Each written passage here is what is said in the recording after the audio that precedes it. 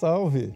Muito boa noite para você que chegou agora. Nós estamos aqui no Frente a Frente, no estúdio da Rede Vida, aqui em Brasília, entrevistando o deputado Luiz Felipe de Orleans e Bragança.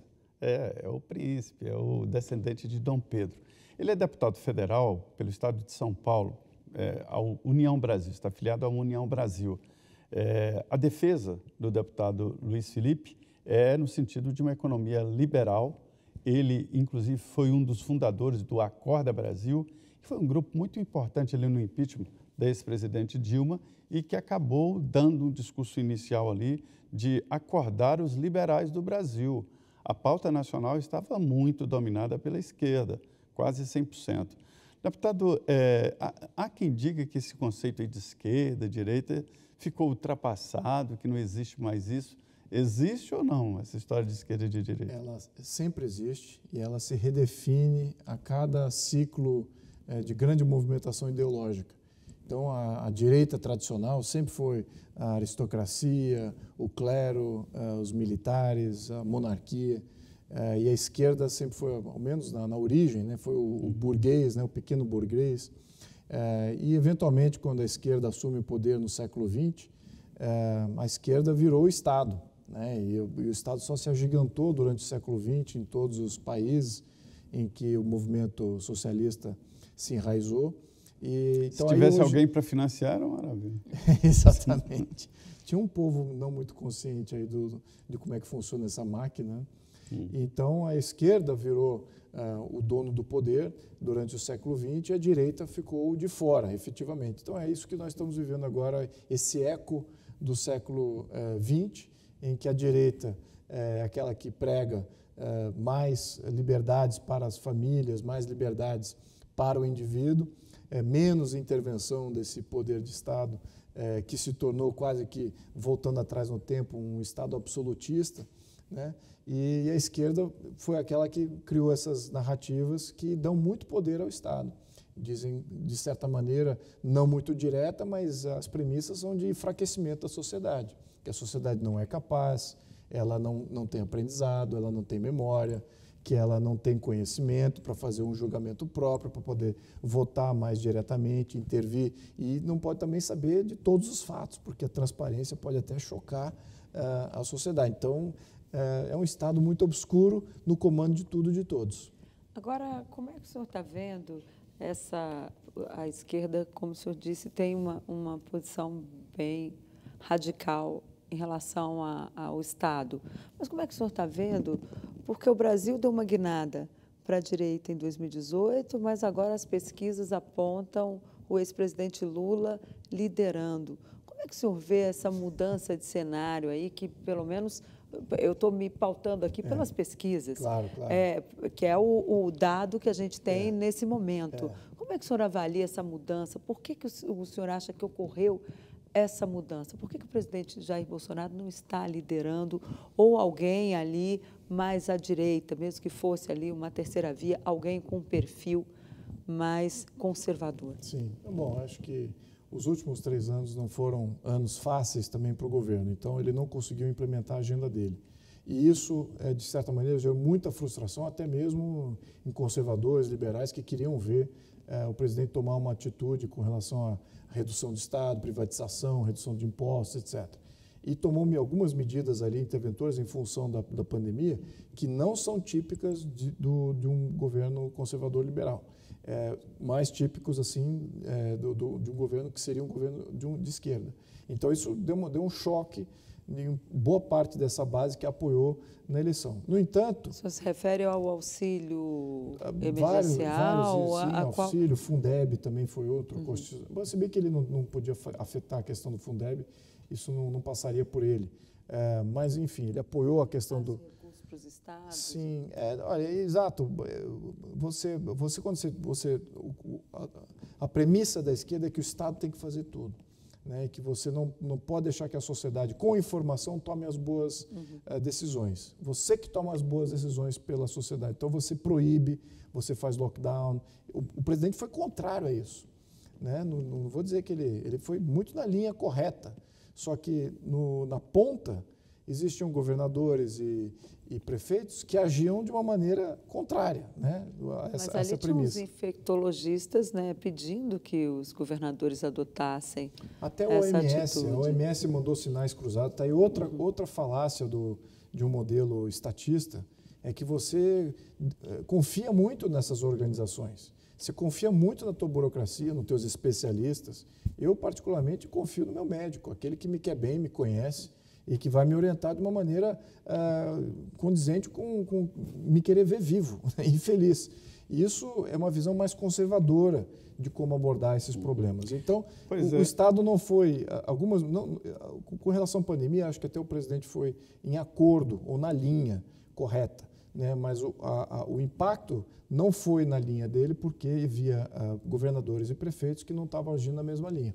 Então, mas acho que essa criou uma percepção errada. Mas foram outras medidas ali que foram tomadas, mais do ponto de vista também eleitoral e que eu acho que pode ter gerado aí um balanço negativo para o lado dele durante um tempo. Agora, no entanto, eu vou até disputar essa questão da pesquisa. Eu, particularmente, acho que a popularidade é inexistente na questão Lula. Existe ali uma margem de popularidade, muitos que são funcionários públicos, aqueles que foram contemplados durante a era Lula, esses sim são uma base de apoio, não é uma base de apoio pequena. Agora, não é uma expressividade espontânea, não é uma expressividade de maioria. Eu acho que a expressividade de popularidade ainda está do lado do presidente. E a população que efetivamente não se engaja politicamente, uma coisa eu acho que ela sabe, ela não quer corrupto de volta no poder. Os dois, né, o presidente Jair Bolsonaro e o ex-presidente Lula, falam mais ou menos a mesma língua, falam com a população, falam diretamente com a população.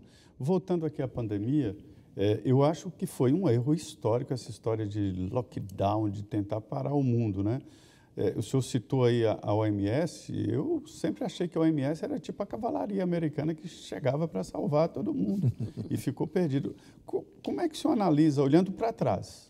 Para frente a gente não pode. O que houve de errado? Aqui no Brasil ou no OMS? No mundo e aqui no Brasil. Bem, a OMS ela foi cooptada politicamente. Essa é a minha... virou um cabide de emprego. Ninguém me tira essa perspectiva, considerando que, de fato, ela funciona através de nomeações políticas. Isso é um fato. Agora, aqui no Brasil, o que mais me choca é a falência da nossa capacidade de pensar por conta própria. É a nossa total submissão a esses órgãos internacionais. O OMS falou. Então eu vou obedecer. Olha lá, a ONU pontuou que isso é problema. Então deve ser um problema de verdade. Então, o nosso senso crítico de pensamento então, vamos lá. Nunca foi exercitado. O lockdown, o senhor acha que foi necessário? Não foi necessário. Totalmente errado essa questão do lockdown. O senhor acredita nas vacinas? Eu acredito que a vacina tem algum impacto, sim. Não sou contra a vacina. O senhor tomou? Tomei a vacina. Infelizmente, tomei para viajar. Mas eu não tomaria se não fosse um empecilho. Sério, porque eu peguei o Covid. Então, eu já estava imunizado. Para que eu vou tomar uma vacina do item que eu já estou imunizado? Se eu não tivesse tido Covid, aí eu pensaria talvez duas vezes se eu tomo a vacina ou não.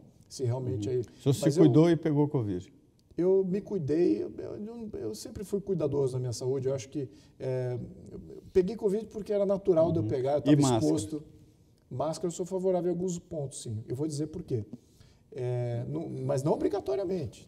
Porque eu usava máscara antes, 6 meses antes de vir a pandemia, eu usava máscara. Porque em outubro de 2019, eu peguei o H1N1 num voo.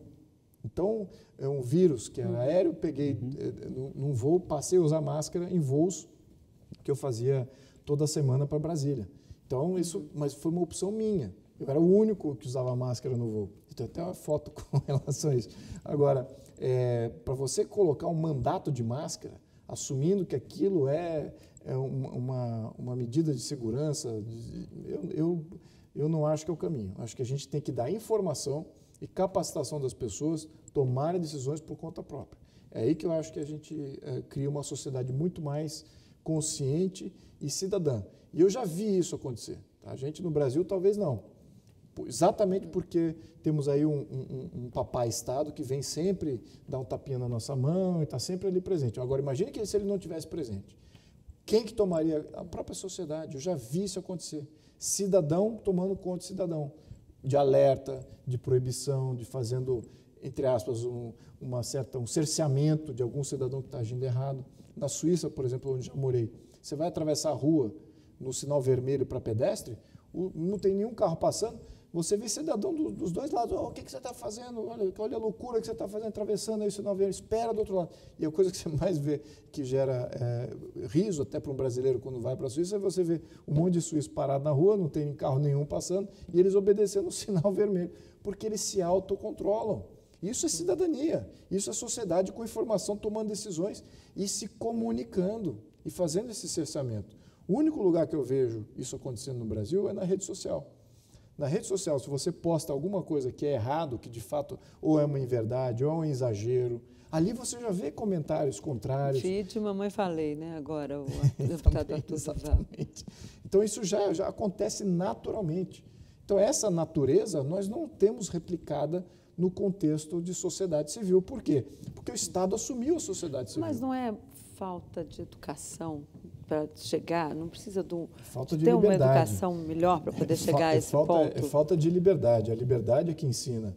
Quando você é livre para comandar a sua própria vida e incorrer nos riscos das suas próprias decisões, você começa a ter um aprendizado completamente diferente daquela vida tutelada, daquela vida orientada por um Estado que define tudo.